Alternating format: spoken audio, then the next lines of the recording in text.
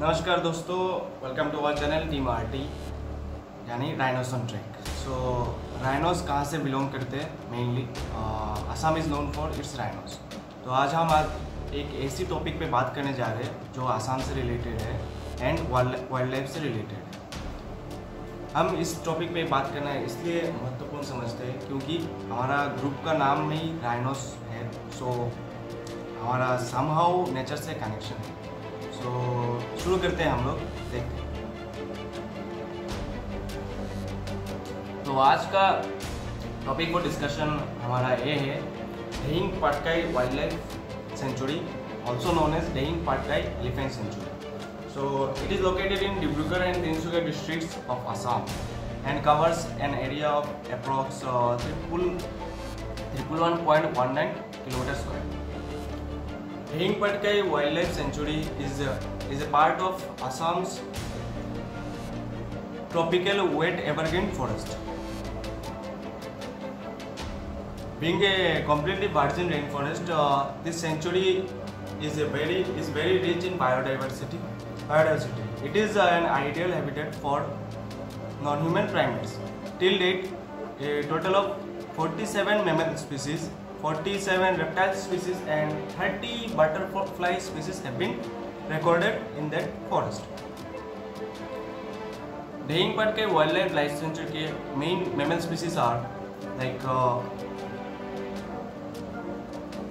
Asian elephant, Bengal tiger, hollow gibbon, leopard cat, sun bear, barking deer, golden cat and many more. Those are uncountable. वहाँ पे बहुत सारे species है जो already extinct हो चुके हैं या फिर एक्सटिंक्ट होने के कगार पे है। ऐसे स्पीसीज हमारे दहिंग पटकाई रेन फॉरेस्ट पे मिलते हैं। यहाँ क्या अगर हम लोग एपिफोना यानी बर्ड्स के रिलेटेड अगर बात करें तो हमें मिलते हैं different types of birds like black baza, besra, grey peacock pheasant, काजिली and like white wing duck, slender billed vulture. भाई तो मैं एक और चीज़ बता दूं, ये जो डाटा मैं आपको बता रहा हूँ वो सब विकिपीडिया से हम लोग कलेक्ट करके आप लोगों के साथ शेयर कर रहे हैं।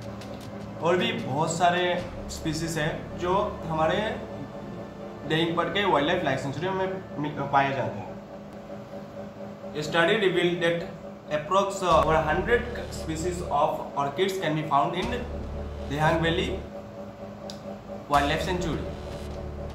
दहिंग पटकाई वाइल्ड लाइफ सेंचुरी जो हमारा असम का बायोडाइवर्सिटी है उसको मेंटेन करने में काफ़ी महत्वपूर्ण भूमिका प्रदान करती है क्योंकि it is one of the biggest rain forest in Assam and this forest is also known as the Amazon of the east. मैं ये भी आपको बता दूं कि approx 293 different species of birds Dehing Patkai elephant reserve में पाए जाते हैं। एमंग द कॉमन रेप्टाइल्स जो बेसिकली जो कॉमन रेप्टाइल्स उस फॉरेस्ट में पाए जाते हैं उनमें से कुछ है rock python, king cobra, Asian leaf turtle and monitor lizard. उसके अलावा भी बहुत सारे रेप्टाइल्स हमारे Dahing Patkai wildlife century और दहिंग पटकाई एलिफेंट सेंचुरी में पाए जाते हैं। तो हम लोग आज दहिंग पटकाई वाइल्ड लाइफ सेंचुरी के बारे में क्यों बात कर रहे हैं? क्योंकि जब हम लोग सब लॉकडाउन में घर पे बैठे हुए हैं, हमारी गवर्नमेंट कुछ ऐसे डिसीजन ले रही है जिससे हमारे नेचर के ऊपर काफ़ी प्रभाव पड़ने वाला है या फिर पड़ेगा, इन फ्यूचर डेफिनेटली पड़ेगा। एक तो टॉपिक ये हो गया जो अभी हम लोग बात करें दहिंग पटकाई वाइल्ड लाइफ सेंचुरी के बारे में। इस पर क्यों? क्योंकि यहाँ पे कोल माइनिंग का एक प्रपोजल एक्सेप्ट किया गया है by national board for wild life. उसके अलावा भी एक और टॉपिक जिसके बारे में मैंने अपनी पिछली वीडियो में बता चुका हूँ, जिसका लिंक आपको हमारे इस वीडियो के डिस्क्रिप्शन में मिल जाएगा। That is Arunachal Pradesh Dibang valley hydro electric power project. So आप वो वीडियो भी उधर जाके देख सकते हो। तो अभी के हिसाब से दो ऐसे बड़े डिसीजन लिया गया है जिससे हमारे बायोडाइवर्सिटी के ऊपर काफ़ी असर पड़ेगा। एंड लाइक एक कोइंसिडेंस है या क्या कुछ और वो तो मेरे को पता नहीं, लेकिन दोनों जो प्रोजेक्ट है वो नॉर्थ ईस्ट में सेटअप किया जा रहा है। तो somehow may be government is thinking कि डेवलपमेंट की तरफ जा रहे हैं, लेकिन एक कैसी डेवलपमेंट है जिसमें हम लोग नेचर को हार्म पहुंचा रहे हैं। दिबांग वैली रेन फॉरेस्ट पे हम लोग 2.7 लाख ट्रीज काट रहे हैं और यहाँ पे हिंग पटकाई रेन फॉरेस्ट पे हम लोग एलिफेंट को नुकसान पहुंचा सकते हैं एंड जो बायोडाइवर्सिटी है उसको भी हार्म कर सकते हैं। कोल माइनिंग करने की क्या क्या दिक्कत हो सकता है वो आपको अच्छी तरह से पता है। थोड़ा बहुत मैं इस वीडियो में कवर करने का कोशिश करूंगा कि नेचर के ऊपर कोल माइनिंग का क्या असर पड़ता है। So national board for wild life जो ministry of environment, forest and climate change का एक पार्ट है, उन्होंने एक नॉर्थ ईस्टर्न कोल फील्ड जो कोल इंडिया लिमिटेड का एक पार्ट है, उनको परमिशन दिया गया है कि 98.59 हेक्टर्स पे आप कोल माइनिंग कर सकते हो। इसी इशू को लेके ये सब शुरू हुआ है क्योंकि अगर उस एरिया में कोल माइनिंग हुआ then it will impact the biodiversity of that valley, of that rain forest and the entire Assam's biodiversity will be impacted by that thing. और उसके अलावा हमारे एलिफेंट रिजर्व पे भी काफ़ी हार्म पड़ेगा। इसी चीज़ को लेके ये सब प्रोटेस्ट शुरू हुआ है और अभी जो प्रोटेस्ट में हम लोग हैशटैग यूज़ करें दैट इज़ सेव दहिंग पटकाई और आई एम दहिंग पटकाई। मैं आपको ये बताना चाहूँगा कि दहिंग पटकाई वाइल्ड लाइफ सेंचुरी में ऑलरेडी इलीगल कोल माइनिंग चल रहा था इन पास्ट डेज, जो अभी अभी सामने आया है। या फिर ये प्रोजेक्ट सेटअप करने के लिए एक फिजिबिलिटी स्टडी प्लान किया गया है, जिसका जो फिजिबिलिटी स्टडी कौन कर रहा है वो सुन के आप डेफिनेटली शॉक तो होंगे ही। Like it is done by Coal India Limited. Coal India Limited कौन है जिसको ये प्रोजेक्ट मिलने वाला है? जस्ट इमेजिन, जो मतलब जिसको वो प्रोजेक्ट मिलने वाला है वो जो फिजिबिलिटी स्टडी करेगा that will be definitely in his benefits only. वो अब फॉरेस्ट के बारे में क्यों सोचेगा? एंड एक और मजे की बात है, Coal India Limited was doing illegal mining in that area since 2003 because उस टाइम उसका लाइसेंस ख़त्म हो गया था कोल माइनिंग करने का इन दैट एरिया। बट उन्होंने क्या सोचा कि रिन्यू करके क्या फ़ायदा, करते रहते। पर सर रिसेंटली हमारी आसाम गवर्नमेंट ने इसी कोल इंडिया लिमिटेड के ऊपर एक पेनल्टी ठोका है for doing illegal coal mining. लेकिन अभी यही फिजिबिलिटी स्टडी जो कर रहा है वो कोल इंडिया लिमिटेड ही कर रहा है। सो आप सोचो उसका रिजल्ट क्या आएगा। ऑब्वियसली उसके हित में ही रहेगा क्योंकि it is done by them only for them only. So बात को समझिए, सबसे बड़ा ट्रेजेडी क्या है? एक तरफ हम लोग बात करते कि एनवायरनमेंट को बचाना है, हम लोग सेफ टाइगर कैंपेन शुरू करते हैं। जब राइनोस के हॉर्न काटे जाते हैं उसके खिलाफ हम लोग प्रोटेस्ट करते हैं। हमारी गवर्नमेंट ये कोशिश कर रही है कि ये सब बंद हो, जो एनिमल पे हार्म हो रहा है या फिर जो हंटर्स जो हंट कर रहे हैं एनिमल्स को, वो सब बंद किया जाए। बट वही हमारी गवर्नमेंट ऐसा भी कर रही है। ऐसा नहीं कि मैं गवर्नमेंट के अगेंस्ट हूँ या कुछ, बट अभी जो फैक्ट्स है मैं जस्ट स्टोरी शेयर कर रहा हूँ।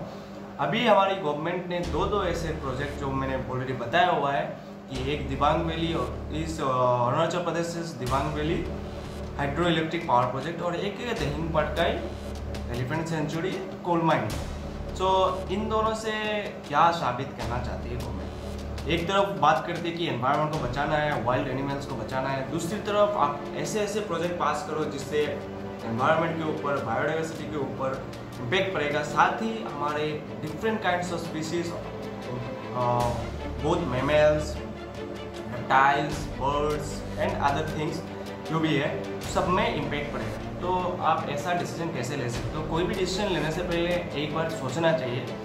इतनी जल्दबाजी में कोई भी डिसीजन नहीं लेना चाहिए। So it is better to review your decision, at least this two decisions should be review. मैं आपको अभी दिखाता हूँ कि कोल माइनिंग की वजह से हमारे एनवायरनमेंट पे कैसे इम्पैक्ट पड़ता है, इससे एनवायरनमेंट कैसे पोल्यूटेड होता है। अभी आपको ये पिक्चर्स देखिए।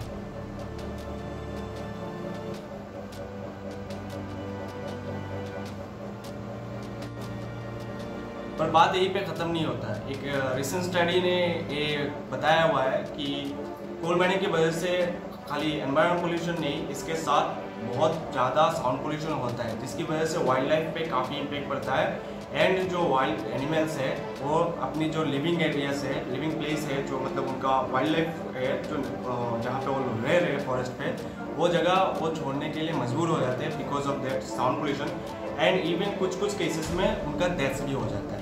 So this could be the impacts of coal mining in that Dahing Patkai Wildlife Sanctuary. So this is a serious issue.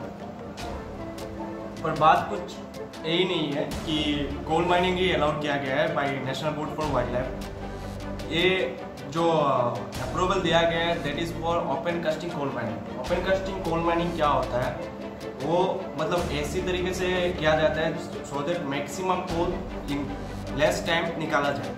But इस हर चीज़ का अगर आपको कुछ पाना है तो कुछ खोना पड़ता है, तो ज़्यादा कोल पाने के लिए हम क्या खोरे, हमारे पूरी रेन फॉरेस्ट खोरे, पूरा एक जंगल जितना एरिया में कोल माइनिंग होगा एंड उसके सराउंडिंग एरिया, वहाँ का जो वाइल्ड लाइफ है, वहाँ का जो फॉरेस्ट है, वहाँ का जो ग्रीनरी है, वो पूरा ख़त्म हो जाएगा। Totally it will be बेनिश।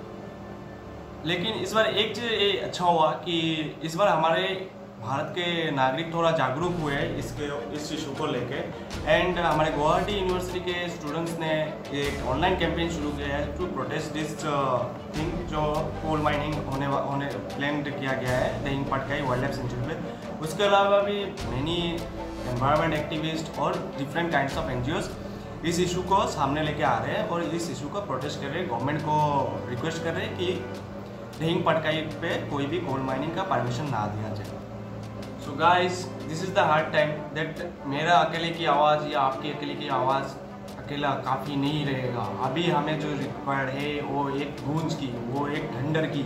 अभी हमें एक ठंडर की ज़रूरत है, अभी हमें गूंज की ज़रूरत है, जो अगर हम सबकी आवाज़ मिल जाए तो ही बन सकती है। जस्ट रिमेंबर कि जब अमेज़न फॉरेस्ट जल रहा था, हमने उसको ब्राज़ील की गवर्नमेंट को हमारी जो आवाज़ थी उसकी वजह से प्रेशर जब उनके ऊपर पूरा वर्ल्ड ने दिया to save that Amazon forest, उसको बर्निंग से रोकने के लिए जितना कुछ हो सके वो करें।